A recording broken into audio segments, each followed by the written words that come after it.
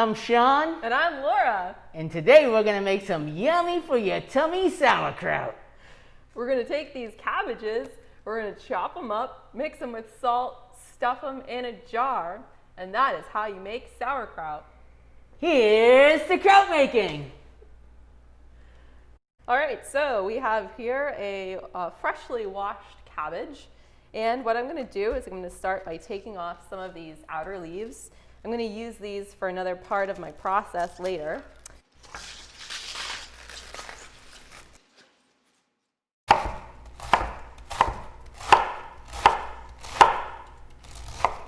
There's a lot of different ways that you can cut sauerkraut. Some people will use something called a mandolin, and so they'll shred it really fine. Other people will cut it a little bit thicker.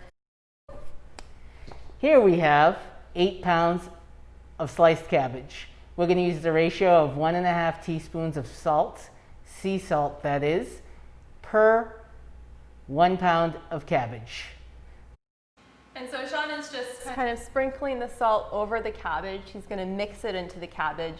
And the point is that that salt is going to start extracting the liquids out of the cabbage. It's going to be kind of sucking the liquids out. And when you let it rest with that salt, when all of those pieces are covered in salt and you let them rest, it's going to start to extract a brine. And that brine is what we're cultivating here. So now it's been about a half hour and we have our salted cabbage here. And now I am getting ready to scrunch it all in.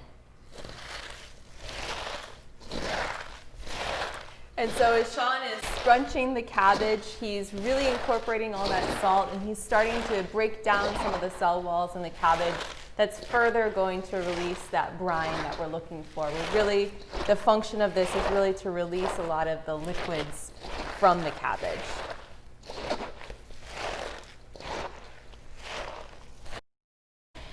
Once it feels like the cabbage is becoming slightly more malleable, then you know that it's ready to stuff into your jar. So you can use any type of jar that's food grade. So in this case, we're going to use a glass jar. Other options would be ceramic, like a wooden barrel that's food grade. Some people use food grade plastic, but whatever it is, you want to make sure that it's a food grade material. So you can see what Sean's doing is he's really smashing the cabbage down into the jar. You want to make sure there's no air bubbles in here. You want to actually really press everything down, get all of the air out of that, and you can see this beautiful brine is rising to the surface. So this is just brine that was created from extracting the liquids out of the cabbage itself. And that's what we're going for.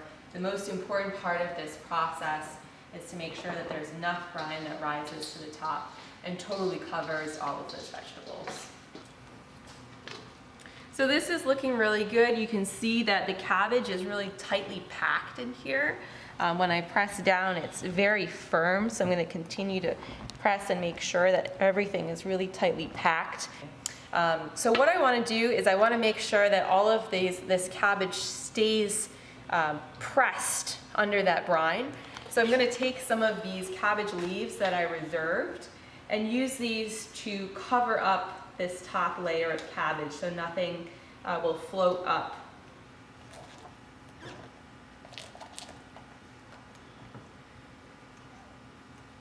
Okay, so you can see that everything is pressed in there. And now what I need to do is I need to weigh that down with something. And so today we're just going to use a rock.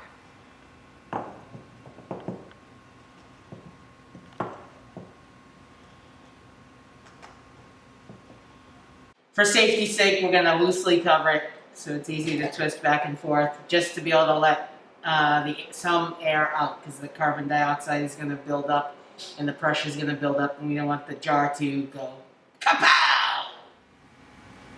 So we're going to take this jar and we're going to sit it in a cool place, probably in the back kitchen, and we'll let it sit for about 2 weeks.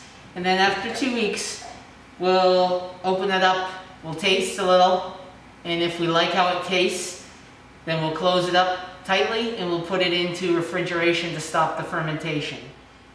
So after that first 2-week process, what you're really looking for when you're tasting this is you're looking for acidity.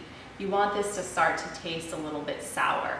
And there's a preference level for how sour it can be, but the sign that this is working, the sign that this is a really healthy, good product is that it's starting to turn sour. You're starting to get that lactic acid build up, and you know that this is becoming a sauerkraut. Thank you.